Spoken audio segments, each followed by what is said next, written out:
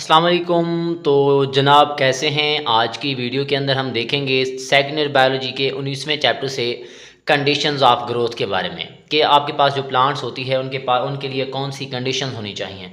तो दो तरह के फैक्टर्स जो हैं वो इफ़ेक्ट करते हैं प्लांट्स की ग्रोथ को, और वो जो दो फैक्टर्स हैं उनमें कुछ फैक्टर्स ऐसे होते हैं जो बॉडी से बाहर होते हैं, उनको हम कहते हैं एक्सटर्नल फैक्टर्स, और कुछ फैक्टर्स ऐसे होते हैं जो बॉडी के अंदर होते हैं उनको हम कहते हैं इंटरनल फैक्टर्स। मतलब कि दो तरह के फैक्टर्स ऐसे हैं जो इफ़ेक्ट करेंगे किस चीज़ को, ग्रोथ रेट को।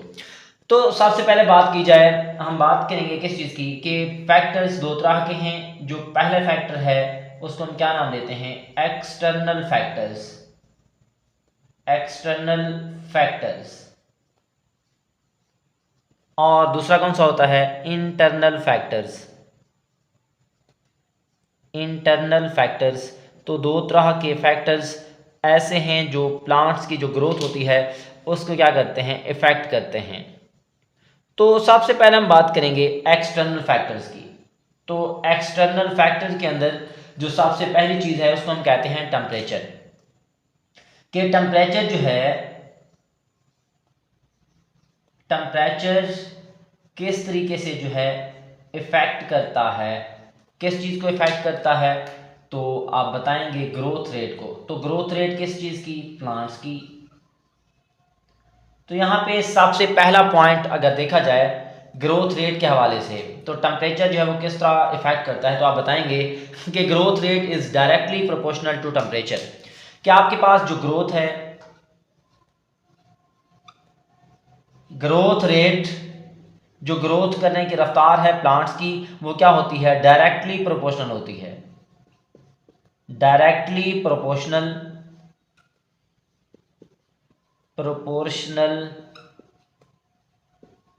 To temperature. कि इसका मतलब क्या है कि जितना टेम्परेचर को बढ़ाते जाएंगे उतना पौधों के अंदर जो ग्रोथ रेट है, ग्रोथ करने की रफ्तार है, वो क्या होती जाती है, बढ़ती चली जाती है। और आपने माइंड में रखना है कि वो टेम्परेचर की हद जो खलल डालती है ग्रोथ के अंदर वो कितनी है। तो दूसरे पॉइंट में आप लाजमी तौर पर माइंड में रखेंगे कि इन्फ्लुएंसेस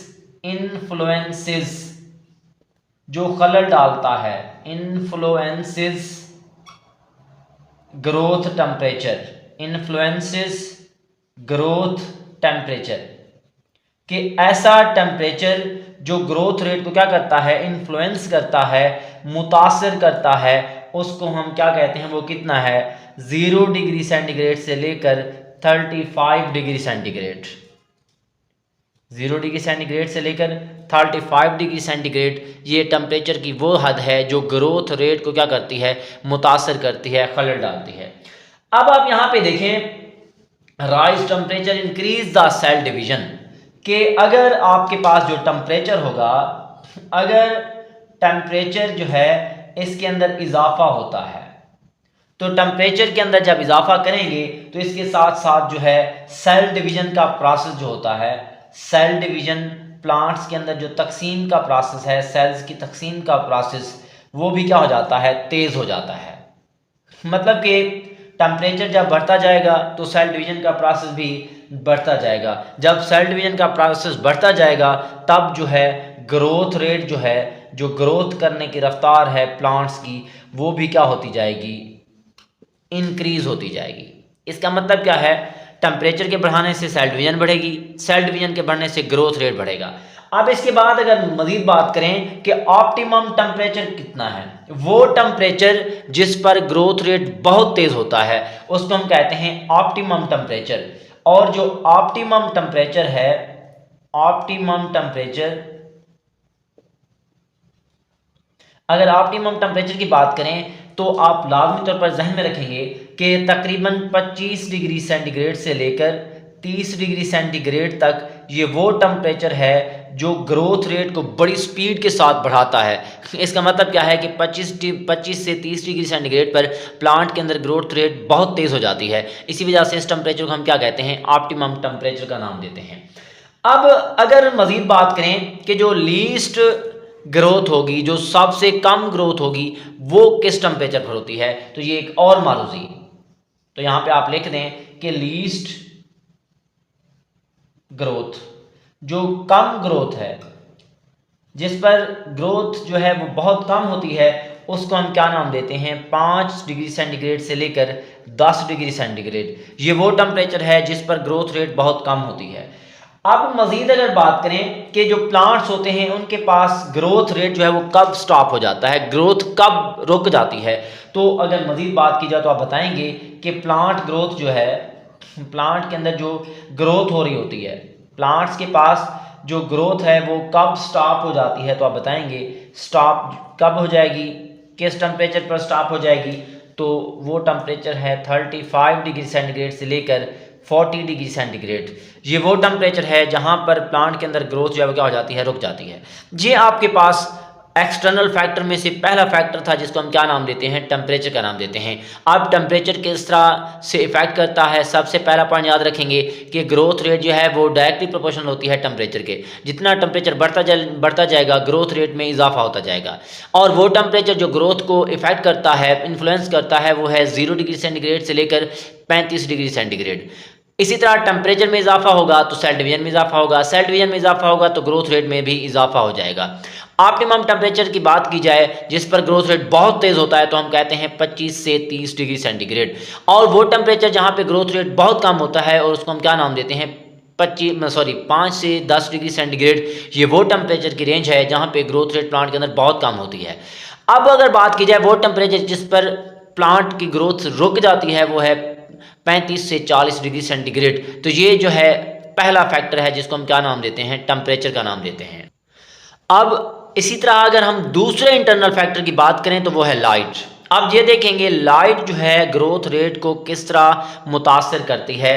तो यहाँ पे सबसे पहला पॉइंट कि प्लांट्स जो हैं वो लाइट को एब्जॉर्ब करते हैं, फोटोसिंथेसिस करते हैं और ग्रोथ रेट जो है वो बढ़ जाता है। तो क्या बताएंगे कि जो प्लांट्स होते हैं, जो पौधे होते हैं, वो क्या करते हैं, एब्जॉर्ब करते हैं, जज्ब कर लेते हैं।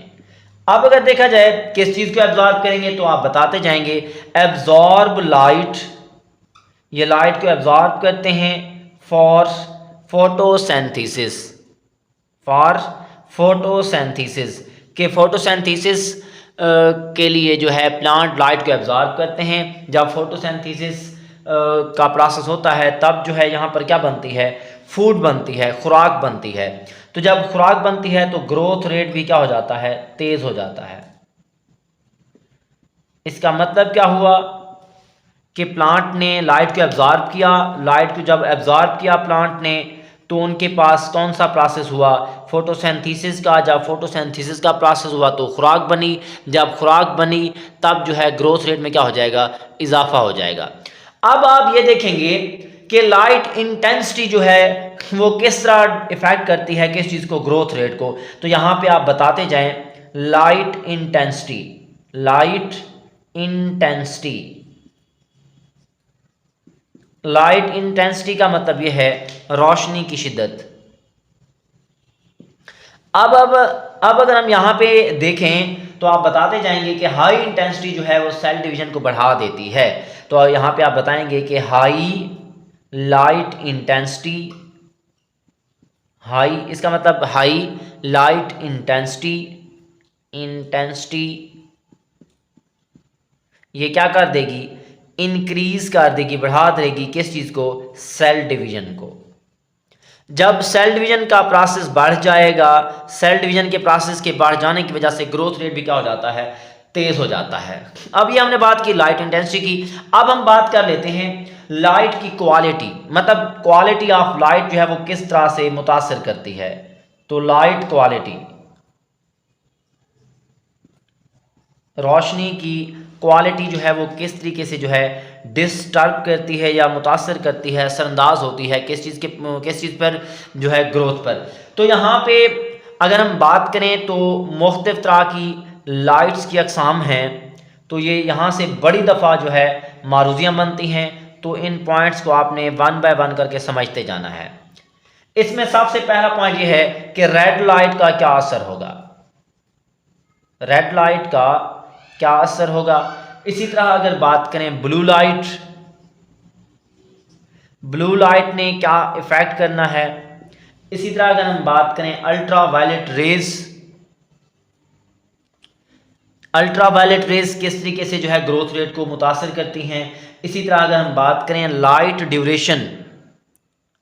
लाइट ड्यूरेशन जो है वो किस तरीके से मुतासर कर सकता है, तो इनकी पहले बात कर लेते हैं। पहली चीज़ क्या है, रेड लाइट, उसके बाद है ब्लू लाइट, उसके बाद है अल्ट्रावायलेट रेडिएशन या अल्ट्रावायलेट रेज। ये पहला पॉइंट, ये दूसरा पॉइंट, ये तीसरा पॉइंट।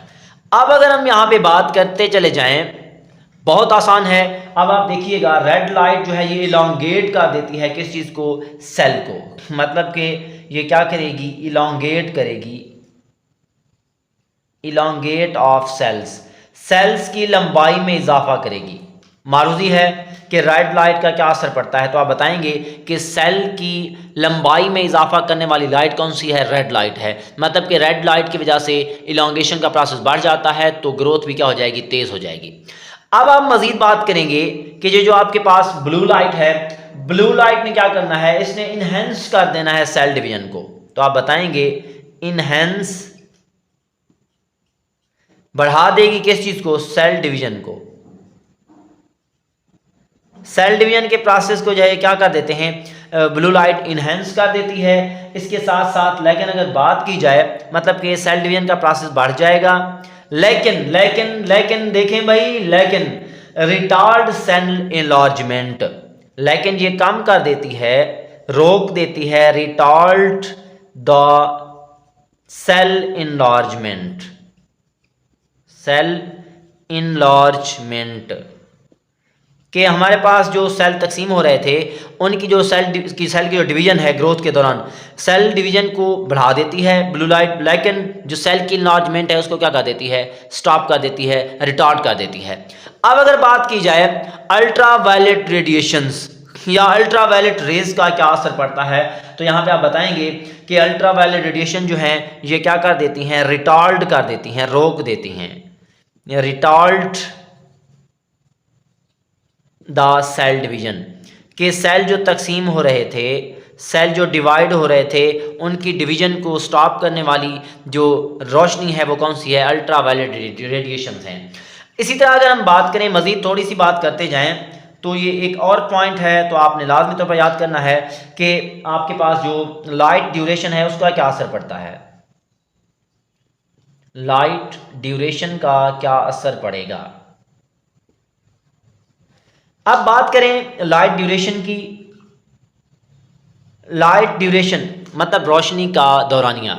अब आपको पता है रोशनी का दौरानिया ज़्यादा है, तो रोशनी जब ज़्यादा पड़ेगी तब ग्रोथ रेट तेज़ हो जाएगा, जब रोशनी कम हो जाएगी तब ग्रोथ रेट जो है वो क्या हो जाएगी, कम हो जाएगी। इसी वजह से आप कहते हैं कि involve in growth of vegetative and reproductive system, इंतहाई अहम मारूजी।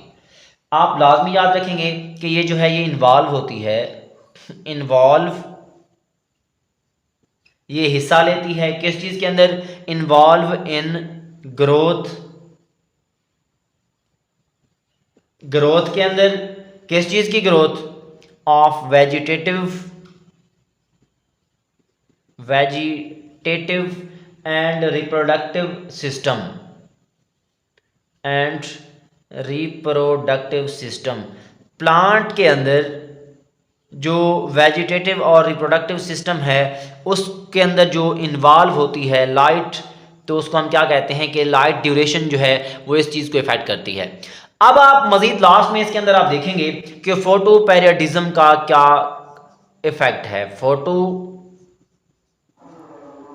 पेरियडिज्म का क्या इफेक्ट है। तो फोटो पेरियडिज्म जो है ये हम कहते हैं दिन और रात का ड्यूरेशन। तो यहाँ पे आप बताएंगे कि फोटो पेरियडिज्म जो है ये क्या करता है, इंड्यूसिंग करता है, इंड्यूसिंग एंड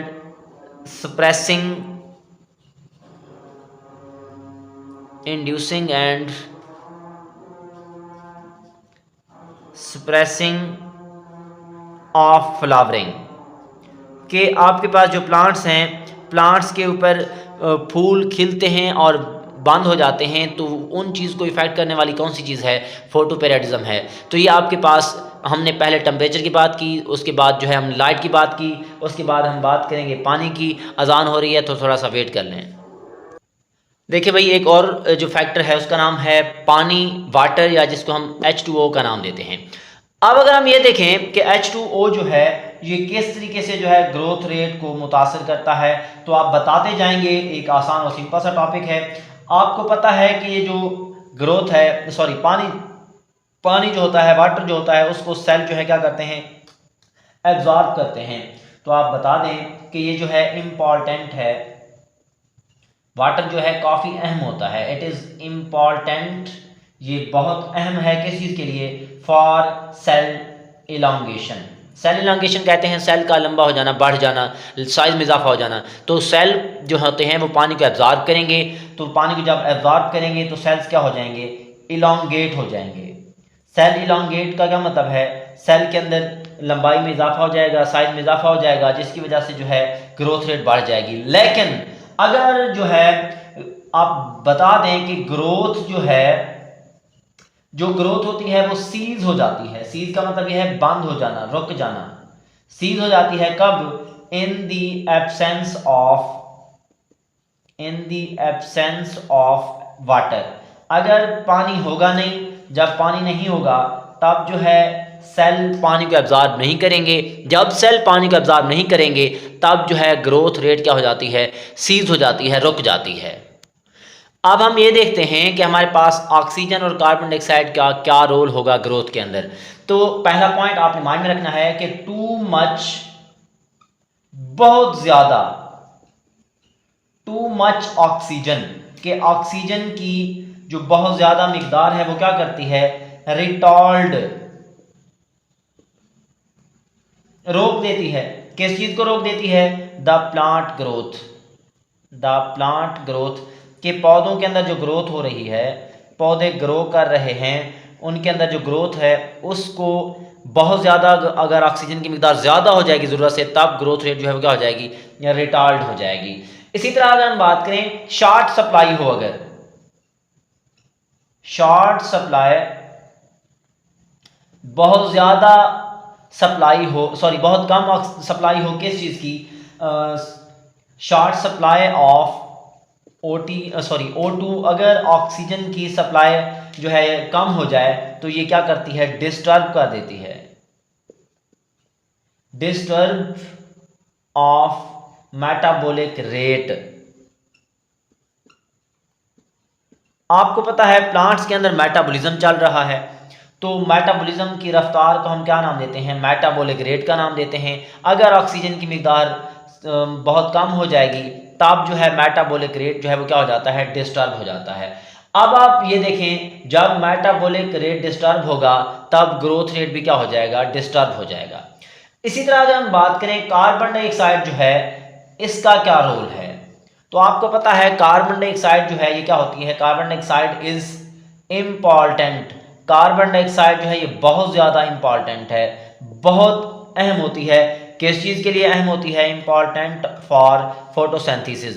आपको पता है फोटोसिंथेसिस के प्रोसेस के लिए जो है कार्बन डाइऑक्साइड का होना बहुत ज़रूरी है। जब कार्बन डाइऑक्साइड मौजूद होगी तब फोटोसिंथेसिस का प्रोसेस होगा, जब फोटोसिंथेसिस का प्रोसेस होगा तब खुराक बनेगी, जब खुराक बनेगी तब जो है आपके पास ग्रोथ रेट जो है वो क्या हो जाएगी, ज़्यादा हो जाएगी। इसी तरह अगर हाई मिकदार हो, अगर मिकदार बहुत ज़्यादा हो जाए तो हाई कंसंट्रेशन,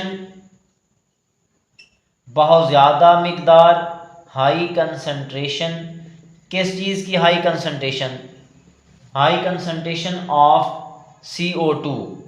कार्बन डाइऑक्साइड की मिकदार अगर ज़्यादा हो जाएगी फिर क्या हो जाएगा, तो आप लाजमी तौर पर माइंड में रखेंगे कि रिटार्ड द प्लांट ग्रोथ, कि प्लांट के अंदर जो ग्रोथ है वो क्या हो जाती है, कम हो जाती है, रुक जाती है। कब रुक जाती है, जब कार्बन डाइऑक्साइड की मिकदार ज़रूरत से ज़्यादा हो जाए। अब आप एक और चीज़ देखेंगे जिसको हम कहते हैं न्यूट्रिएंट्स। ये एक और एक्सटर्नल फैक्टर है, तो इसका क्या नाम होगा, न्यूट्रिएंट्स। न्यूट्रिएंट्स, न्यूट्रिएंट्स का मतलब ये है ग़िज़ाई मादे। पौधों के जो ग़िज़ाई मादे होते हैं, जानदारों के जो ग़िज़ाई मादे होते हैं, उनको हम क्या नाम देते हैं? न्यूट्रिएंट्स का नाम देते हैं। अब हम ये देखेंगे कि ये जो न्यूट्रिएंट्स हैं वो ग्रोथ रेट को कैसे मुतासर करते हैं। पहला point, nutrients are the source of energy, के न्यूट्रिएंट्स जो होते हैं, nutrients are source of energy. Nutrients जो हैं वो किस चीज़ का ज़रिया होते हैं? एनर्जी का ज़रिया होते हैं। तो आप देखें, जब एनर्जी का जो ज़रिया है, एनर्जी जब मिलेगी तब क्या होगा कि nutrients help for plant growth, कि ये जो न्यूट्रिएंट्स होते हैं ये क्या करते हैं? हेल्प करते हैं। They help the plant growth, के जो प्लांट की ग्रोथ होती है उनके अंदर जो है हेल्प करने वाली चीज़ है, क्या है? उसको हम कहते हैं न्यूट्रिएंट्स। अब अगर बात की जाए short supply of nutrients retard plant growth, अगर जो है न्यूट्रिएंट्स जो हैं इनकी सप्लाई कम हो जाए तो आप बताएंगे short supply of nutrients, nutrients की बहुत कम सप्लाई जो है क्या कर देती है? रिटार्ड कर देती है, retard the growth of plant. पौधे जो होते हैं उनकी ग्रोथ जो है वो कम हो जाती है। कब कम हो जाती है? जब न्यूट्रिएंट्स या ग़िज़ाई मादे जो हैं कम हो जाते हैं।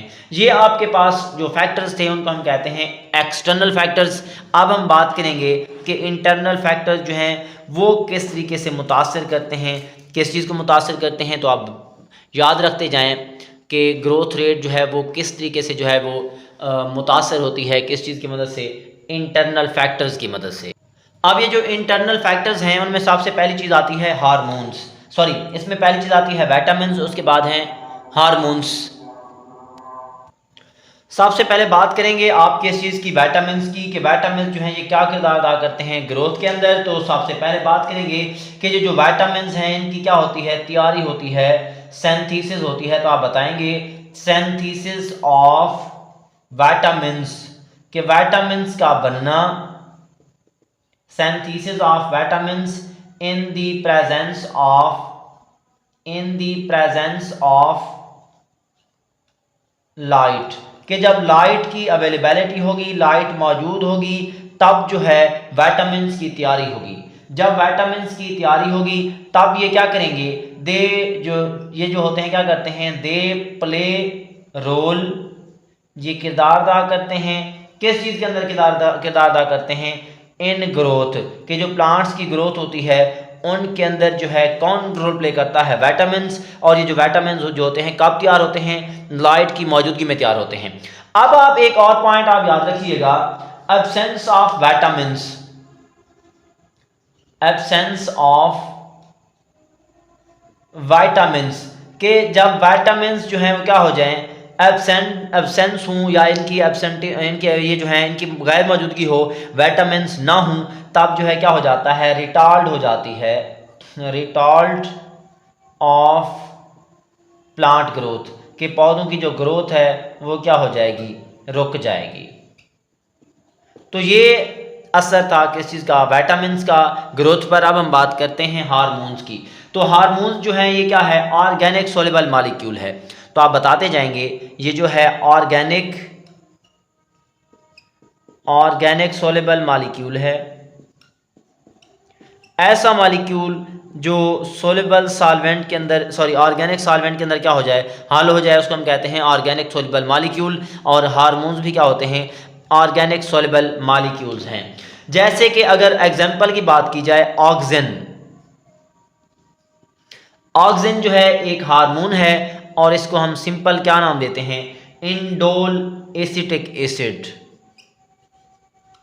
इंडोल एसिटिक एसिड का नाम देते हैं।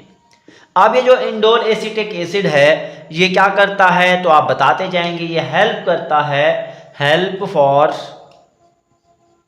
ये मदद देता है, किस चीज के लिए मदद देता है? Help for cell elongation, cell elongation in plants, कि पौधों के अंदर जो सेल्स होते हैं उनको इलांगेट करने के लिए जो है जो हार्मोन हेल्प करता है उसका नाम है इंडोल एसिटिक एसिड, और इसको हम क्या नाम देते हैं, ऑक्सिन का नाम देते हैं। ये आपके पास आसान और सिंपल सा टॉपिक था जिसको हम कहते हैं कंडीशंस ऑफ ग्रोथ। इसमें हमने एक्सटर्नल और इंटरनल दोनों फैक्टर्स की बात की है। तो आई होप आपको ये टॉपिक समझ आ गया होगा। तो लाजमी तौर पर वीडियो को लाइक करें, उसके बाद जो है शेयर करें, उसके बाद चैनल को लाजमी तौर पर सब्सक्राइब करें ताकि हमारी तमाम वीडियोज़ आपके साथ पहुँचती जाएँ। तो दुआ में याद रखिएगा। अल्लाह हाफिज़।